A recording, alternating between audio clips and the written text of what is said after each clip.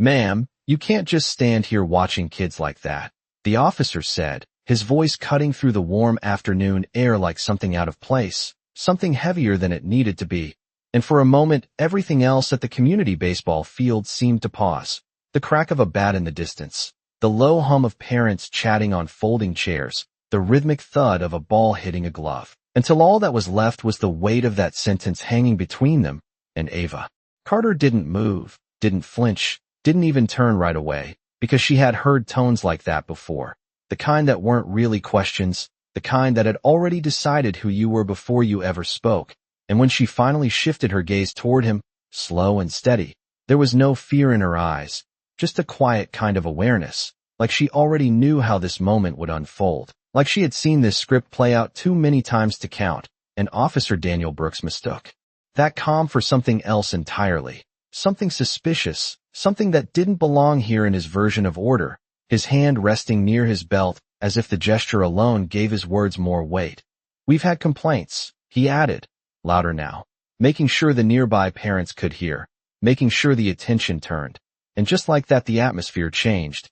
Conversations lowered to whispers, glances stretched a little longer than they should have, because all it takes is one voice in authority to shift how a crowd sees you.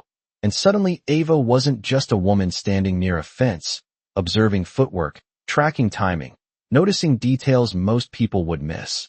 She was a problem waiting to be handled, and you could almost feel it, couldn't you? Standing there with eyes on you, strangers forming opinions in real time, your presence turning into suspicion without a single thing changing except the story someone else decided to tell about you. And still she didn't react the way he expected. No raised voice, no defensive explanation, just a slight tilt of her head, as if measuring him the same way she had been measuring the players on the field. Precise, controlled, deliberate. "I'm just watching practice," she said, her voice even, almost too calm for the tension building around them, and that calmness only seemed to irritate him more, because control, real control, doesn't always look like authority. Sometimes it looks like silence, and that's the kind that unsettles people who rely on noise.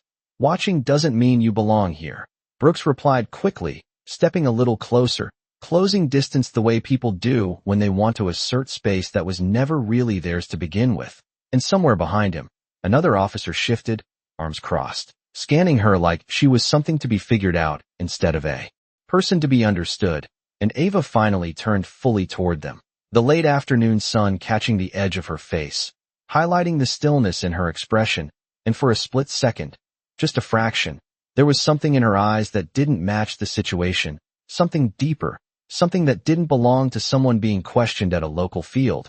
But it passed so quickly it was easy to miss, easy to dismiss. And Brooks didn't notice at all, because he had already made up his mind, already decided the role she was going to play in this scene.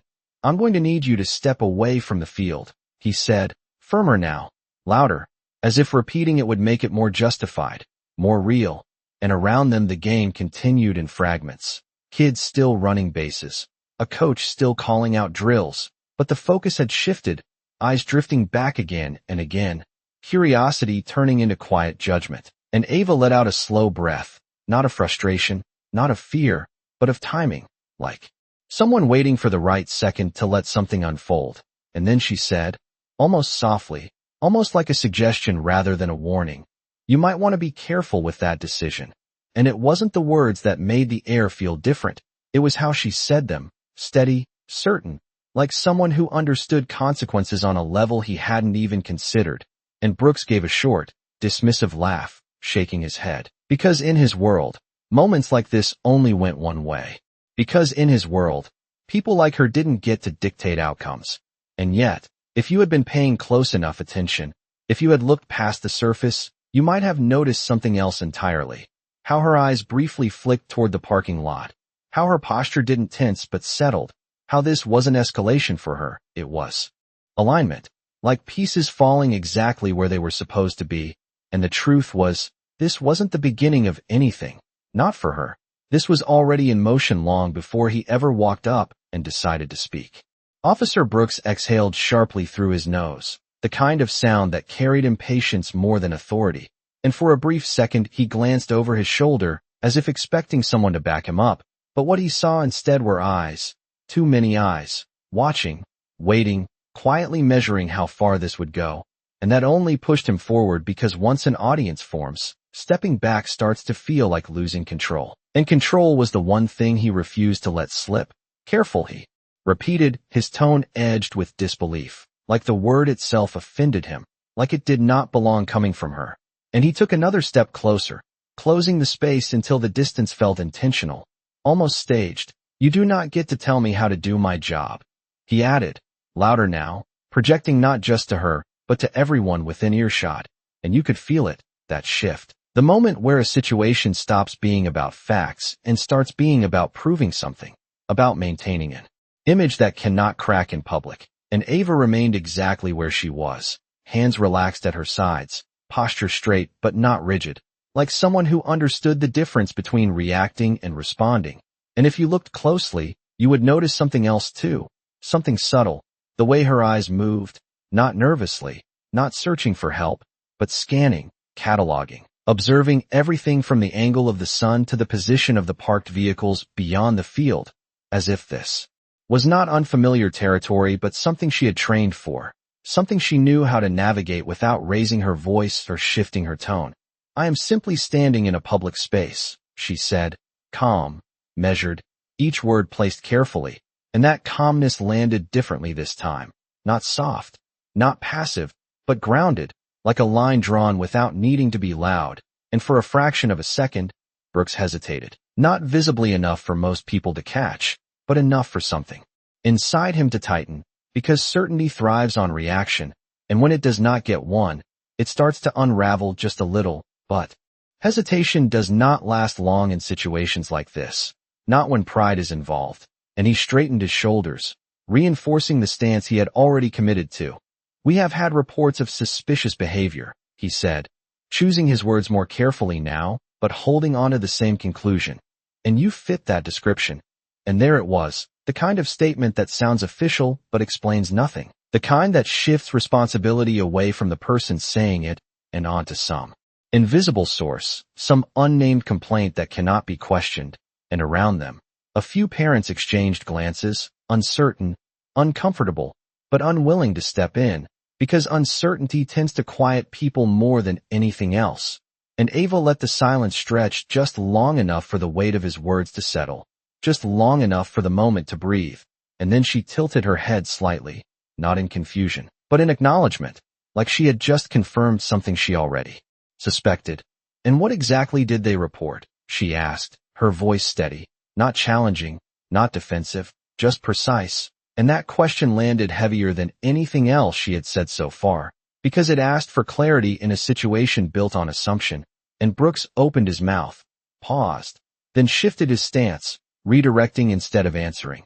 I am not going to debate this with you, he said. And the shift was subtle but important, because now it was not about what she had done, it was about what he had decided. And decisions like that rarely reverse themselves once spoken out loud. And Ava watched him for a moment longer, really watched him, the way someone does when they are not trying to win an argument, but understand the pattern behind it. And then she glanced, just briefly, toward the edge of the parking lot again, where a dark vehicle had quietly pulled in without drawing attention, its engine cutting off almost silently. And if you were not paying attention, you would miss it completely. Just another car in a row of cars, just another moment blending into the background. But Ava noticed, because she had been expecting it, because this was never just about a field or a conversation or even a misunderstanding. And when her gaze returned to Brooks, there was something different there now, something settled, something resolved, like a clock reaching the exact second it had been counting toward all along. And she said, almost gently, then I suggest you proceed carefully. And this time it did not sound like a warning. It sounded like a fact waiting to be confirmed. And somewhere behind Brooks, one of the assistant coaches shifted uncomfortably, recognition flickering across his face as if a memory had just surfaced, something he could not quite place yet, but knew was important. And the air, already tense, seemed to tighten just a little more, like everything was about to change, even if no one else realized it yet. The silence that followed her words did not feel empty. It felt loaded, like something unseen had just shifted into place, and Officer Brooks sensed it even if he could not explain it. The way people do when a situation stops following the script they are used to. And for a brief moment his confidence wavered, not enough to step back, but enough to harden his tone. "All right," he said, nodding once as if confirming a decision that had already been made. "If you are refusing to leave, we can handle this another way." And the phrase hung in the air, vague but intentional, designed to close the conversation rather than continue it. And the second officer moved slightly closer now, not aggressively, just enough to reinforce presence, to create that quiet pressure that makes most people comply without question, and you could feel the tension ripple outward, parents shifting in their seats, a few children slowing their movements on the field as the energy changed, because even without understanding the details, people recognize when something is about to escalate, and Ava remained still, her calm now more pronounced against the tightening atmosphere, her breathing steady, her gaze level, and if you were standing close enough, you might have noticed something else, something subtle but unmistakable, the faint reflection of movement in her eyes before anyone else turned to see it, because in the distance, near the edge of the parking lot, two figures had stepped out of the dark vehicle that had arrived moments earlier, their posture deliberate, their pace unhurried, not drawing attention yet impossible to ignore once noticed, and the assistant coach who had been watching from the sidelines leaned forward slightly, his expression shifting from uncertainty to recognition, like a puzzle piece finally locking into place. But he said, "Nothing, not yet, because timing matters when the truth is about to surface," and Brooks, still focused on asserting control, reached for his radio, his voice steady but carrying an undercurrent of urgency that had not been there before. "Dispatch, I have a situation at the North Field," he said, choosing his words carefully, framing the moment in a way that supported his authority, and Ava watched him, not with defiance, not with fear, but with a kind of quiet patience that only made the contrast sharper, because she was not reacting to what he was doing. She was waiting for what was coming next, and then, just as the last word left his mouth, a new voice entered the space, calm but unmistakably firm. "Officer," it said, cutting cleanly through the tension without raising its volume, and Brooks turned, expecting perhaps another parent, another bystander, but what he saw instead made him pause, not dramatically, not visibly to everyone, but enough that the shift registered. Because the two individuals approaching were not dressed like anyone else at the field, their presence carried a different kind of authority, the kind that does not need to announce itself to be recognized, and one of them, a tall man in a dark jacket, stopped a few feet away, his gaze moving from Brooks to Ava and back again, assessing the scene in seconds. "Is there a problem here?" he asked, his tone neutral but precise. And for the first time since this began, Brooks did not answer immediately, because something about the question felt different, like it was not just asking for information but measuring his response. And he straightened slightly, recalibrating. "We are handling a local issue," he said, keeping his voice controlled. "This individual has been reported for suspicious behavior." And the man listened without interrupting, nodding once as if acknowledging the statement. But his eyes did not leave Ava for long, and when they returned to Brooks, there was a subtle change, a shift in the air that was almost impossible to describe but impossible to ignore, like the balance of the situation had tilted just enough to be felt. "I see," the man said, and then he reached into his jacket, slowly, deliberately, not in a threatening way, but in a way that drew attention to the action itself. And when his hand came back into view, it held a badge, not displayed dramatically, not forced forward, just presented with quiet certainty, and everything seemed to pause again. The sounds of the field fading into the background as the meaning of that small detail began to settle in, and Ava did not move, did not speak, because she did not need to, because this moment was never about proving who she was with words, it was about letting the truth arrive on its own terms. And as Brooks looked at the badge, then back at the man, then briefly at Ava, you could see it, the first real crack in his certainty, the realization that the situation he thought he understood might be something entirely different, something far bigger than a routine call at a neighborhood field. And for the first time since he approached her, he was not in control of how this story was going to unfold. The badge did not flash, it did not demand attention, and yet it pulled every ounce of focus in the space toward it. Because real authority does not need volume. It changes the air simply by being present, and Officer Brooks felt it before he fully processed it. The way his posture adjusted just slightly, the way his grip on the situation loosened even if he tried to hold it together. "Federal?" he asked, the word coming out slower than he intended, like his mind was catching up to something.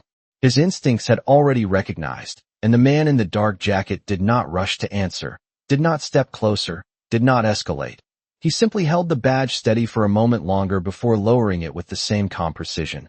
"That depends on how you define the situation," he said, his voice even, controlled, the kind of tone that did not argue but did not yield either. And beside him, the second agent remained silent, observing, his attention not on Brooks but on Ava, as if confirming something that had already been established long before this moment. And that silence spoke louder than any explanation, because it suggested coordination, intention, something organized beneath the surface of what had looked like a random encounter just minutes ago. And Brooks cleared his throat, recalibrating, trying to reclaim ground that was already shifting beneath him. "We are conducting a standard check based on a report," he said, choosing each word more carefully now, aware that every sentence carried weight he had not anticipated. And the agent nodded once, acknowledging the statement without validating it. "Of course," he replied, then turned his attention, fully now, to Ava. And for the first time since the interaction began, someone looked at her not as a subject, not as a problem, but as a point of reference. "Ma'am," he said, a subtle respect in the word that had been absent from every other voice directed at her so far, and Ava met his gaze with the same calm she had carried from the beginning. But there was a difference now, not in her posture, not in her tone, but in the way the moment itself seemed to align around her, like everything that had been building was finally reaching the point it had been designed for. "Agent Collins," she said quietly, acknowledging him by name without hesitation, without introduction. And that single detail landed harder than anything else, because it erased the possibility of coincidence. It confirmed connection, and Brooks felt it immediately, the realization that he was no longer the one defining what this moment meant. And Collins gave a small nod, almost imperceptible, before shifting his stance just enough to include Brooks in the conversation again. "Officer," he said, his tone still calm, but now carrying a layer of authority that did not need to be emphasized. "Can you walk me through exactly what led to this interaction?" And the question was simple on the surface, but the way it was asked changed everything, because it was no longer about accusation or defense. It was about documentation, about clarity, about placing events in a sequence that could not be reshaped once spoken. And Brooks hesitated again, just for a fraction of a second, but long enough to feel it, the pressure of needing to justify something that had seemed obvious minutes ago. And he glanced briefly at Ava, then back at Collins. "She was reported for loitering," he said, repeating the word that had started it all, but now it sounded thinner, less certain, like it did not carry the same weight outside the context he had created for it. And Collins tilted his head slightly, not in disbelief, not in confrontation, just in consideration. "Loitering," he repeated, as if examining the term itself. Then his gaze shifted briefly toward the field. The players, the parents, the normalcy that still lingered despite the tension, before returning to Brooks. And what behavior specifically indicated that? And there it was again, that quiet precision, the kind that does not attack, but leaves no room for assumption. And Brooks opened his mouth, paused, searching for something more concrete, something that would hold under this kind of scrutiny. But the silence stretched just a little too long.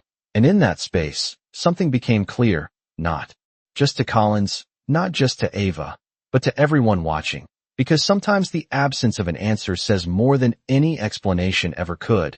And Ava remained exactly where she had been from the start, steady, composed, her presence unchanged even as the entire situation shifted around her. And if you were standing there, watching it unfold, you would begin to understand that this was never about a misunderstanding at a baseball field. This was something else entirely, something designed, something observed, something that had been moving toward this exact moment long before anyone else realized they were part of it. And Brooks felt it now, fully, the weight of a situation he no longer controlled, the awareness that whatever came next would not be decided by him. And for the first time since he stepped onto that field, He was the one being evaluated. The question lingered in the air longer than anyone expected, not because it was complex, but because it demanded something that had never been clearly defined in the first place. And Officer Brooks felt that gap now, felt the absence of certainty where there had been confidence just moments ago, and he shifted his weight slightly, buying himself time, scanning the field as if the answer might be written somewhere in the ordinary scenes unfolding around them. Children running drills, a coach calling out encouragement, parents sitting with quiet anticipation, nothing out of place, nothing that matched the weight of the accusation he had already committed to. And that realization pressed in quietly but firmly. She was just standing here, he said finally, the words sounding less like a conclusion and more like something he was trying to build into one. And Collins did not interrupt, did not react. He simply let the statement exist, let it settle into the space where everyone could hear it. And sometimes that is all it takes for the truth to begin revealing itself, not confrontation, not pressure, just the absence of reinforcement. And Brooks continued, trying to regain footing. We received a call from a concerned parent.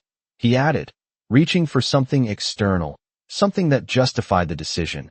But even as he said it, his voice lacked the firmness it carried before, because the structure behind it was already weakening. And Collins nodded once, acknowledging the information, then asked, just as calmly as before, and did you verify the concern before approaching her?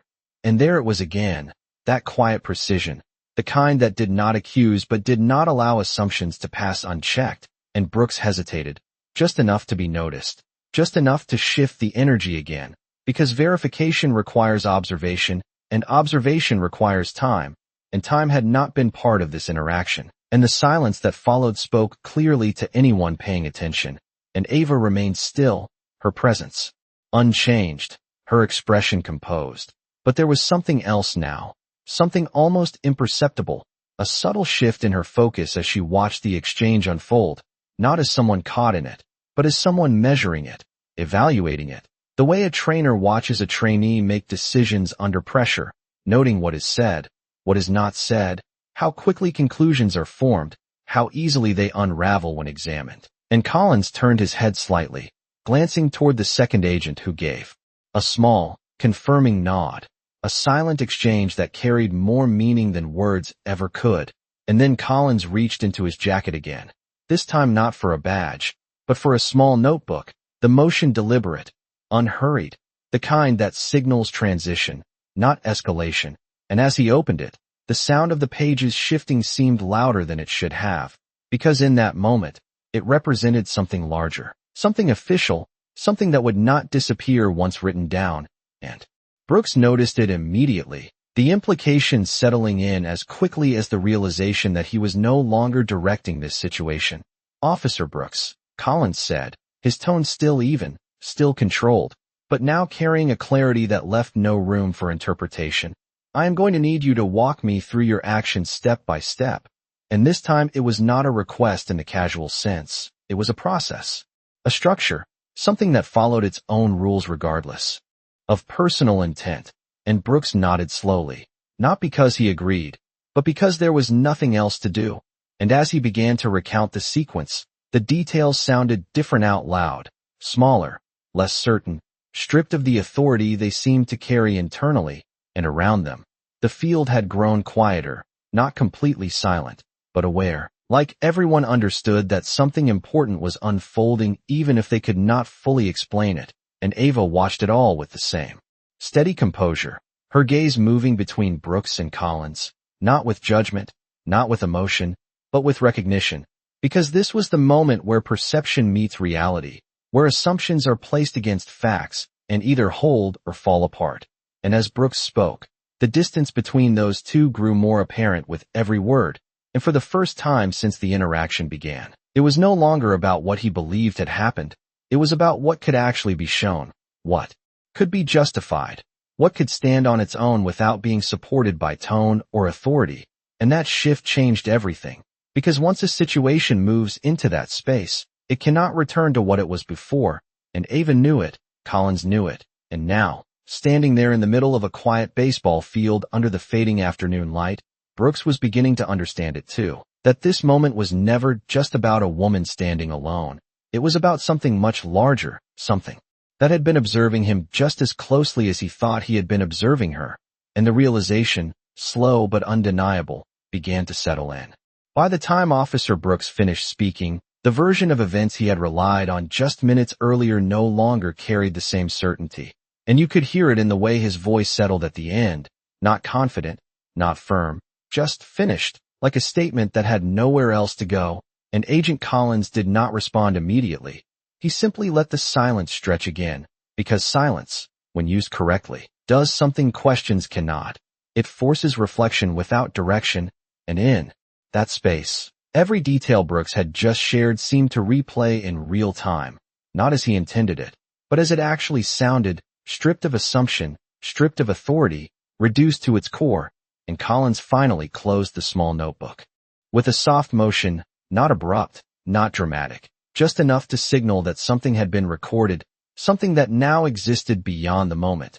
And he lifted his gaze, not toward Brooks this time, but toward Ava, and the shift in attention alone was enough to change the balance of the entire scene again.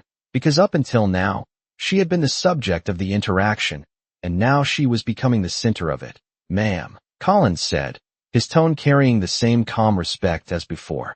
"Would you like to clarify anything?" And it was not a demand, not an invitation framed as pressure. It was a recognition, an acknowledgement that her perspective was not just relevant, it was necessary. And Ava held his gaze for a brief moment, then glanced once more toward the field, toward the children still moving through drills, toward the ordinary world that had continued even as this moment unfolded. And when she spoke, her voice was steady, measured, not raised, not emotional, just clear.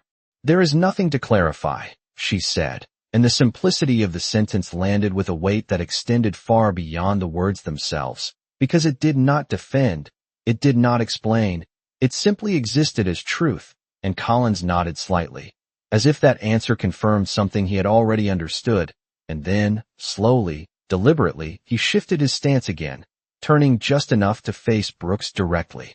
"Officer," he said, and this time there was a subtle change in his tone, not louder, not sharper, but more defined, like a line being drawn that could not be crossed without consequence.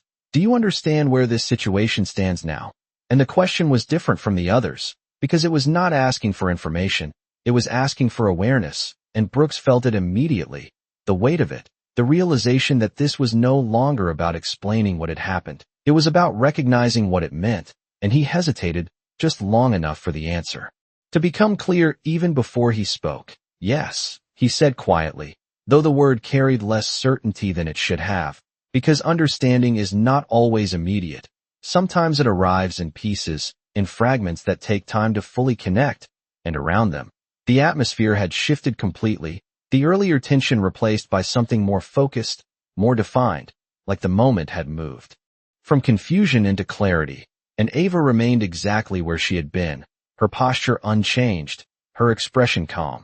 But now there was something unmistakable in the way the space seemed to organize itself around her, not visibly, not dramatically, but undeniably, like everything that had been uncertain before was now aligning with something precise, something intentional.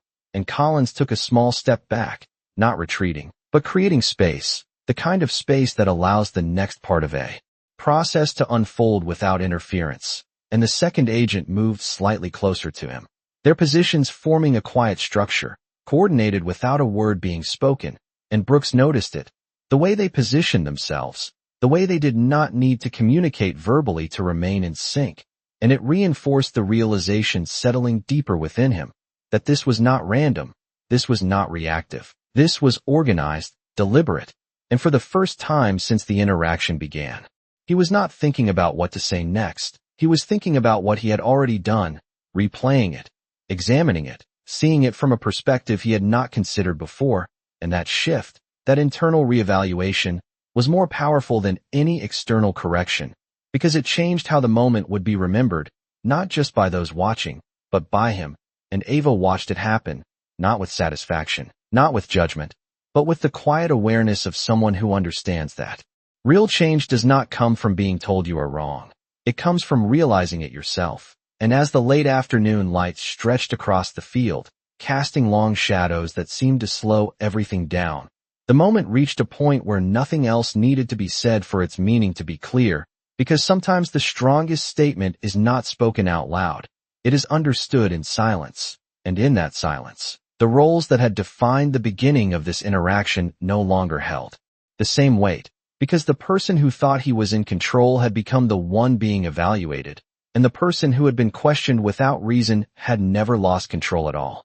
For a moment, nothing moved, not because there was nothing left to happen, but because everything that needed to shift had already shifted, and you could feel it in the way the air settled, no longer tense, no longer uncertain, but defined, like a line had been drawn, and everyone present could now see exactly where they stood in relation to it. And Officer Brooks stood there, no longer speaking, no longer directing, just absorbing, his earlier certainty replaced by something quieter, something heavier, the kind of awareness that does not arrive all at once but settles in piece by piece. And Agent Collins watched him, not with hostility, not with judgment, but with a level of clarity that made it impossible to hide behind assumptions anymore. "This field," Collins said after a measured pause, his voice calm but deliberate, "has been part of an ongoing federal training observation for the past 3 weeks." And the sentence landed softly, but its meaning spread quickly, like ripples across still water, reaching not just Brooks but everyone within earshot, because suddenly the setting itself was no longer ordinary. It was intentional, structured, part of something larger than it appeared, and Brooks blinked. Once, processing, his gaze instinctively shifting toward Ava, then back to Collins. "Observation." He repeated, the word unfamiliar in this context, as if he had stepped into a situation already in progress without realizing it. And Collins nodded once, confirming. "Evaluation of field responses, decision-making under public conditions, and interaction protocols," he explained, each phrase clear, precise, leaving no room for misinterpretation. And as the explanation unfolded, the pieces began to connect, not just for Brooks, but for anyone paying attention, because what had seemed like a random moment was now revealing itself as something designed, something monitored, something that had purpose long before it became visible. And Ava remained where she was, her presence unchanged, but now there was no question about it, no ambiguity left in the way the moment aligned around her. And Collins turned slightly toward her again, a subtle acknowledgement that did not need to be announced. "Ms. Carter," he said, and this time the name carried weight, recognition, confirmation. "Would you like to proceed?"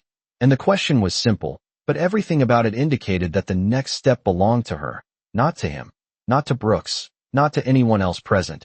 And Ava took a small breath, not out of hesitation, but out of timing, the kind that comes from knowing exactly when to move forward. And then she stepped just slightly, not toward anyone, not away, just enough to shift from observer to participant. And when she spoke, her voice carried the same calm it had from the beginning, but now it resonated differently, no longer quiet within the situation, but defining it.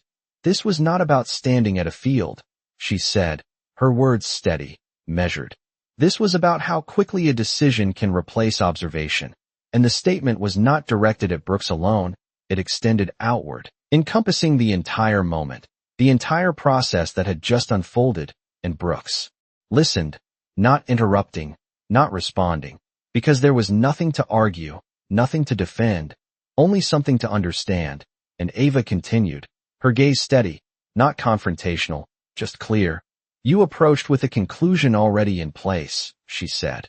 And again, the words were simple, but their impact was not, because they described something deeper than the moment itself, something that extended beyond this field, beyond this interaction, into patterns that often go unnoticed until they are placed under a different kind of light. And Collins remained silent, allowing her words to carry, allowing them to exist without interruption, because this was the part that could not be documented in a notebook. This was the part that had to be experienced. And around them, the quiet had deepened, not uncomfortable, not tense, but focused, like everyone present understood that they were witnessing something that mattered beyond what it appeared to be. And Ava finished her thought, without raising her voice, without changing her tone. "And when that happens," she said, "you are no longer responding to what is real, You are responding to what you believe. And she let the sentence settle, not adding anything more, not needing to, because its meaning was already clear, and Brooks stood there, absorbing it, not as a reprimand, not as an accusation, but as something else entirely. Something that reached deeper than either of those. Something that stayed. And for the first time since the interaction began, there was no confusion about who held authority in this moment. Not because it had been taken, but because it had always been there, waiting to be recognized. And as the last light of the afternoon stretched across the field, casting everything in a softer tone, the scene that had begun with assumption now stood fully revealed as something else entirely, something intentional, something measured, something that had never once been out of control, even when it appeared to be. The words did not echo, they settled, and in that settling there was no resistance left to push against, no argument waiting to surface, a realization, something that would stay with him beyond this moment, beyond this field, beyond this single interaction. And Collins gave a small nod, not approving, not dismissing, just acknowledging the shift, because that was the point, not to correct behavior in the moment, but to change how the next moment would be approached. And Ava took a step back then, not retreating, not disengaging, just returning to the position she had started in, the observer, the one who watched, the one who understood patterns before they fully formed. And as she did, the structure of the scene began to dissolve, the defined roles fading back into the ordinary setting of a community field, the sound of a bat connecting with a ball returning, the low murmur of conversations picking up again. But something had changed, something subtle yet permanent, and if you had been standing there, you would feel it, not in what was said, but in what would be done differently next time. And Collins closed the space with a final glance at Brooks, not a warning, not a reminder, just a look that carried everything that had already been understood. And then he turned slightly, signaling to the second agent without a word, their coordination as quiet as it had been from the start. And as they began to step away, the moment did not end abruptly, it resolved, like a lesson reaching its natural conclusion without needing to be stated outright. And Ava remained for just a second longer, her gaze moving once across the field, taking in the details she had been observing from the beginning, the footwork, the timing, the small adjustments that make the difference between reaction and control. And then, without drawing attention, without needing acknowledgement, she turned and began to walk toward the edge of the field, blending back into the ordinary in a way that made the entire moment feel almost invisible to anyone who had not been paying attention. But for those who had watched it unfold from uncertainty to clarity, there was no mistaking what had just happened, because sometimes the most powerful shifts are not loud, they are precise, and once they occur, they cannot be undone. The field returned to its rhythm, but something invisible had been rewritten, not in the grass or the lines of chalk, but in the space between actions and decisions, in the quiet seconds where judgment either forms or is held back. And Officer Brooks stood there for a moment longer after everyone else had begun to move on, his gaze no longer scanning for problems, but lingering on details he had overlooked before, the way the players adjusted their stance, the way the coach corrected gently instead of sharply, the way observation required patience before it earned the right to become action. And it was subtle, almost imperceptible, but it was there, that shift, that pause that did not exist earlier. And sometimes that is where everything changes, not in what you do, but in what you choose not to assume. And across the field, Ava Carter reached the edge of the parking lot, her steps unhurried, her posture unchanged, blending back into the ordinary world as if she had never altered it at all. And yet the impact of her presence remained, not loud, not visible, but lasting, the kind that does not need recognition to be real. And Agent Collins watched her for a brief second before turning away, not because there was nothing left to say, but because everything that mattered had already been understood. And as he and the second agent moved toward their vehicle, their coordination as quiet as ever, there was no sense of closure in the traditional sense, no dramatic ending, no final statement that wrapped everything neatly, just a continuation, a transition from one moment into the next, carrying with it a clarity that had not existed before. And Brooks finally exhaled, not out of relief, but out of realization, the kind that settles deeper than any instruction ever could. and he glanced once more toward the field, then toward the direction Ava had gone. And though she was no longer in sight, her presence still lingered in the choices he would make moving forward, in the questions he would ask before acting, in the awareness that not everything that seems out of place actually is. And the sun dipped lower, stretching long shadows across the grass, softening the edges of everything it touched, and in that light, the scene felt almost unchanged to anyone passing by. Just another afternoon at a community field, children practicing, parents watching, officers present. Nothing unusual, nothing worth noting. And yet, for those who had been part of it, for those who had truly seen it, it was something else entirely, something that would not fade as quickly as the daylight. Because it was not about the moment itself, it was about what the moment revealed, about the space between perception and truth, about the difference between authority and understanding. And as the last of the lights settled over the field, one quiet realization remained, steady and undeniable, that wearing the badge may give you the power to act, but knowing when not to act, that is what defines who truly understands it.